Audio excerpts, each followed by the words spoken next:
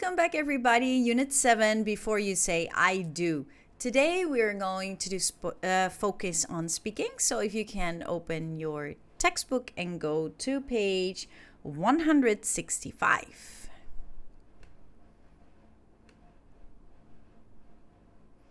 Yeah, there we are. Focus on speaking. Vocabulary, always the first thing we do. Looking mostly at the bold-faced words. In this case, we're going to review all the words that we've learned so far. Make words from the scrambled letters and write one letter in each square. Don't worry about the numbers below the boxes. You will use them in the next exercise. Okay, we've got numbers 1 until 15. You can pause your video and figure out what the words are. Go ahead.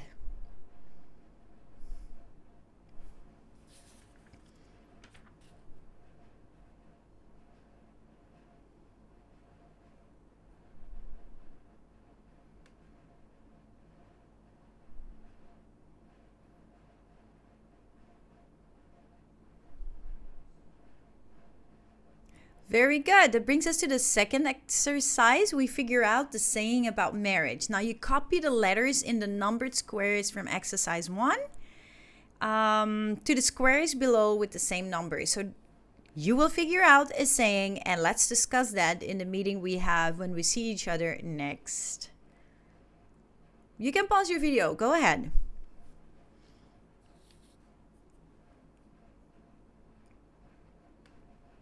Okay, that was a fun exercise with the words. And it brings us to expand, which means that we're going to do something else with the words. Here is a letter. I want you to read the letter to an online advice columnist. And I want you to notice the bold-faced words. Ask Gabby. Dear Gabby, I need help, but first some history. My first serious boyfriend was Jack. We went out for 4 years and we were talking about marriage. Then I found out that Jack cheated on me. I saw his text messages with the girl on his phone. I broke up with him, and I didn't look back. Last year, I met a guy. Look, we hit it off right away, and he asked me out. Everything has been going well, and he proposed to me on Valentine's Day. But the other day, I saw a message from a girl on Luke's phone.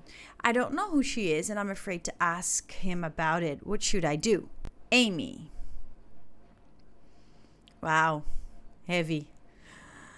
Okay, I want you to write the correct letters to complete the summary of Amy's relationship history. So discuss Amy's problem with your partner. So we're going to do that when we meet each other in class. What should she do and why? So could you complete the numbers 1 until 6 with the letters A until F to complete the summary? Go ahead.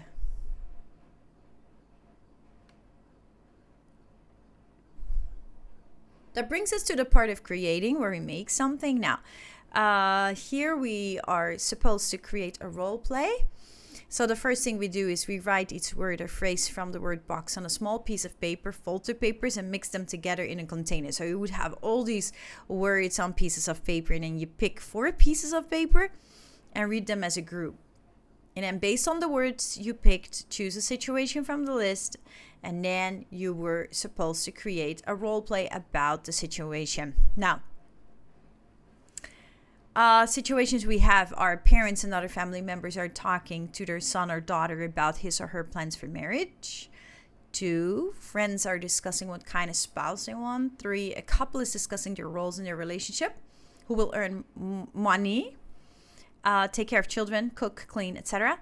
And 4, family members are talking about a couple that is breaking up or getting a divorce. And 5, make up a situation. So with those words that you've written on a piece of paper and then picking a situation, you would have to practice a role play together as a group. Now, you cannot do that at home by yourself, but I would like you to look at the words though. Ask out, blow up, bother, breadwinner, break up with, budget, cheat on, check up on, contract, court, expectation, flexible, go out, hit it off, legal, occur, open up, propose to, court, rush into, and work out. Are you able to use those words and phrases within a sentence or even in a conversation? Okay, we will see that in the next meeting that we will have when we see each other either in Zoom or in class. Let's continue with our grammar for today. Read the conversation, notice the bold-faced comparatives and equatives, and answer the questions. How's married life? It's as wonderful as living together, but different. How so? Well, I think our relationship is stronger. We're less worried about breaking up, and we're more careful about saving money. Sounds like married life is better than being single. It is. 1. Which phrase expresses the idea that two things are equal? Yeah, the same. And 2, which phrase or phrases express the idea of more? Which expresses the idea of less? So equal, more, and less. Pause your video to answer that. Go ahead. Great. That leads into what we're going to talk about, which is comparatives and equatives. So use equatives to express the idea of something that is equal. For instance, our relationship is as strong as it was 10 years ago. So we're using as strong as. Equal, same. 2, use comparative adjectives to express the idea of more. Our relationship is stronger than it was 10 years ago. My second marriage is happier than my first. Yeah, so you use the word then, and you can see they use the comparative. Stronger, happier, and more romantic than. 3, use comparative adjectives to express the idea of less. My wife is less patient than I am. Our marriage is not as strong as it used to be. 4, there are some irregular comparative forms. Adjective bad, the comparative is worse. The adjective good, the comparative is better. You don't say better and gooder, right? Now, 5, it's not necessary to mention both parts of the comparison when the meaning is clear. For instance, our relationship is stronger or flowers are more romantic. You don't have to make that comparison because this statement is already very clear. So comparatives are those words that we add ER. And if it has like 3 or more syllables, we often use the word more, right? To show how things are different, more or less, or even equal.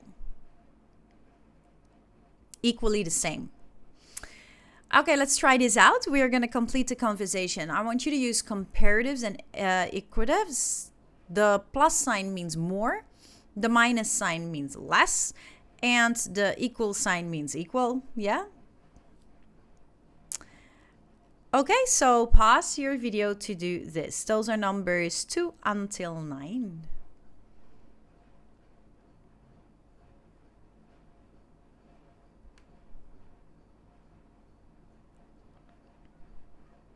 Very good. You have looked at it in the form of a conversation, how it works within writing or in a conversation on paper or even when we talk. Now, we're supposed to discuss the questions, is it better to be married or single? Why?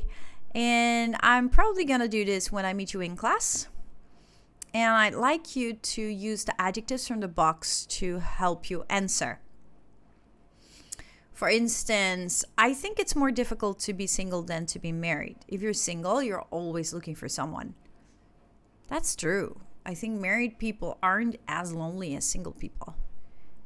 I know what you're saying, but so you can use the words in the box to give your opinion. So please write down your opinion. Answer this question. Is it better to be married or single? Why? By using the words from the box. So when we meet each other in class, you just have to read it. You're ready. Awesome. That brings us to pronunciation. We're going to look at contrastive stress. When we want to emphasize a difference, we stress the words that show the difference. This kind of emphasis is called contrastive stress.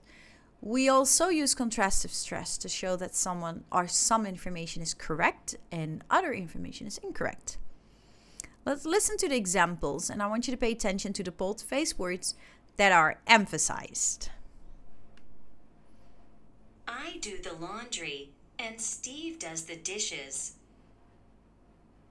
I want to hear good news, not bad news. A. My wife drives to work and I take the bus. B. Your appointment is tomorrow, not today. C. Tell me the good news. Tell me the good news. Tell me the good news. Yes, that was very clear in the emphasis were very, very clear. Yeah.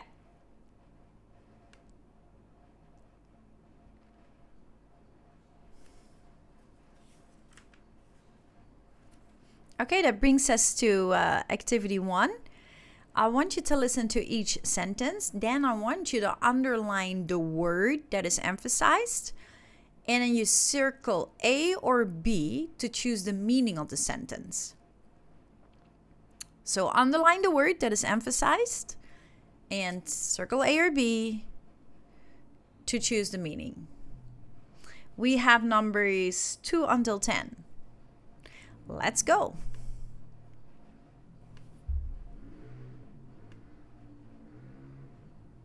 One.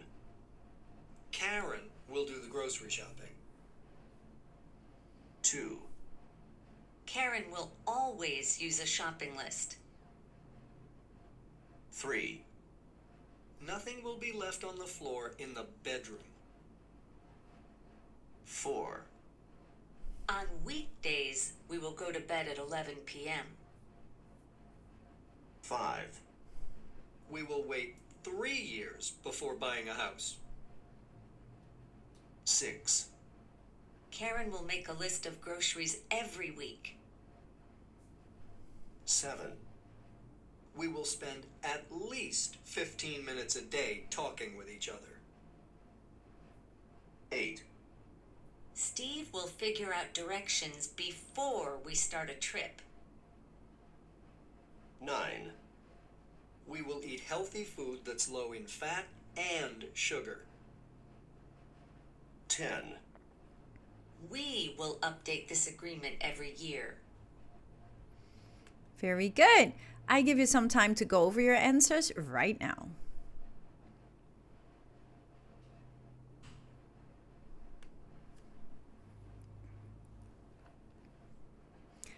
Yes. That brings us to activity 2. Here it says that you have to work together in say the sentences from exercise 1 using the word stress to show either meaning A or meaning B. And then the partner should listen and guess the meaning of the sentences. So this is actually just practicing using the emphasis. But you can do that on your own by yourself right now, just going over the sentences and trying to use the right emphasis in your own speaking. So you can go over the sentences 1 and 10 and try to, say them out loud and practice the emphasis. Activity 3. Each sentence has 2 sets of words that are contrasted with each other. Read the sentences and circle the first set of words that are contrasted. Then underline the second set. Okay. Then we can try saying them out loud using contrastive stress. Okay, let's look at number 1. Steve's been married twice and Karen's been married once. So we have the first one. The first set is twice and once, Steve's and Karen's. So twice is contrasted with once. Steve's is contrasted with Karen's.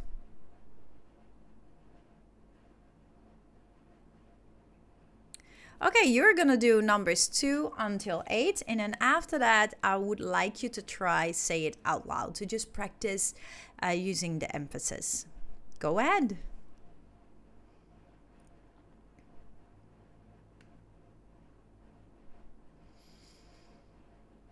That brings us to the speaking skill, transitions in oral presentations. We use transitions to make oral presentations clear. So that's really when you're transiting from one point to another. You're not jumping around, but you're using these words and phrases in order to glue all the ideas together so it becomes smooth. They can be used to introduce main ideas, main points, and supporting points.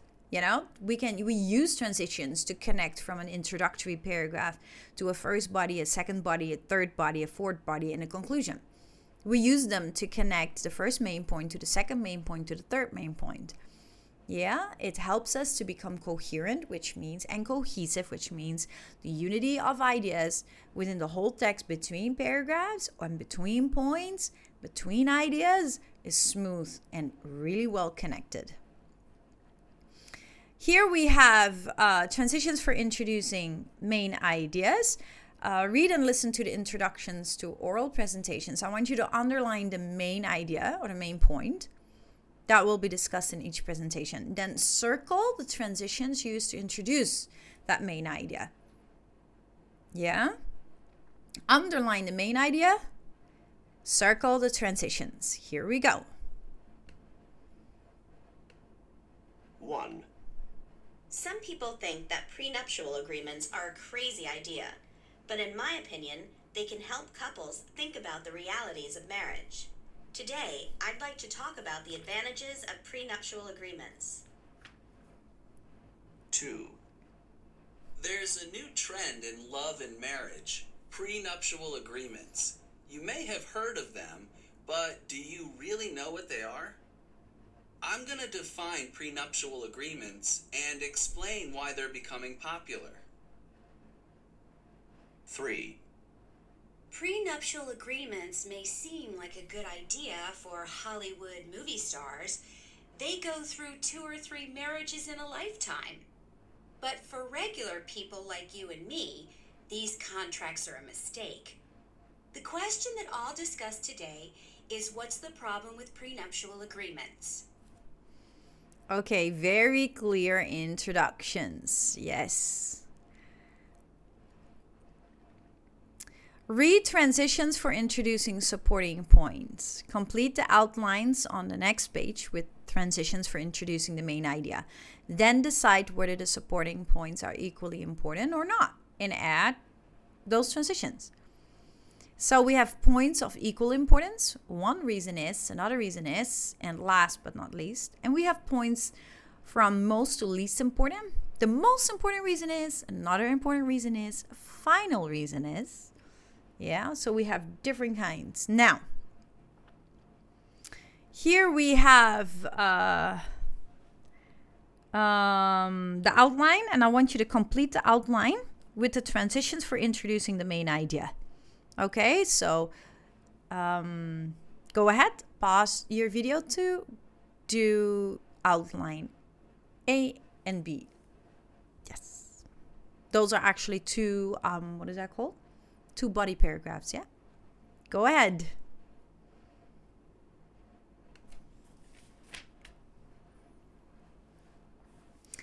Yes, that brings us to the final speaking task, your project, which is where you have to make and prepare an oral presentation on a controversial topic related to marriage. Your duration is not going to be 3 to 5 minutes, but I think it was 7 to 10.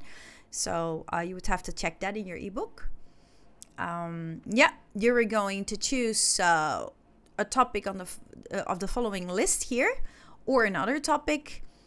And that would be step 1. And then I told you as a group to sit together and plan out your presentation, dividing the roles.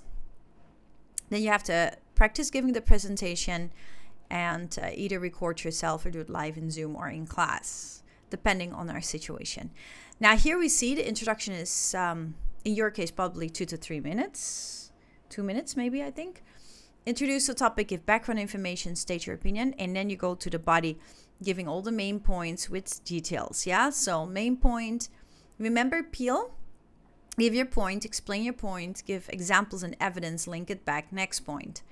So first main point, explain, evidence, transition to the second main point, explain evidence, transition to the third main point, explain evidence, and then you link it back to the introduction, and you have your conclusion. Restate your opinion and make a concluding statement.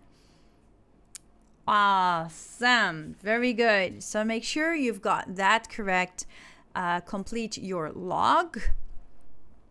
That's very important. Every step in your log, remember that, and to use also sources that are stated with the MLA citing system or format. Okay, that is the end of our video today. There's a lot that we did today. We reviewed the vocab of Unit 7. Yeah, what we have been learning in Listening 1 and 2. And we worked with that and expanded by actually having to do a role play. But I asked you to look at the words and phrases and to, think about how you could use them in a conversation.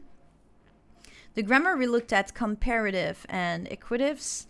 And for pronunciation, we looked at contrastive stress on words and syllables.